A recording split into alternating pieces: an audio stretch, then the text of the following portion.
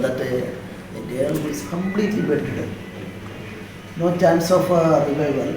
But even then, her mental capacity, through she can't write, but through single point and by using her finger, she's doing this through mobile phone, and these poems are prepared.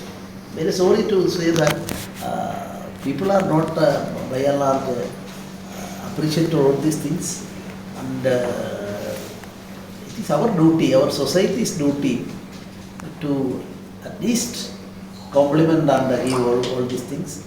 And Sarpanch was there, and I told the Sarpanch also, and others also, we will have to at least visit her and give all types of support. And anyway, Rajbhavan's part we are giving within 2 days of this amount.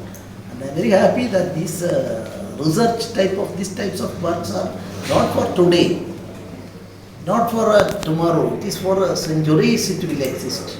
So it's a permanent investment, permanent contribution.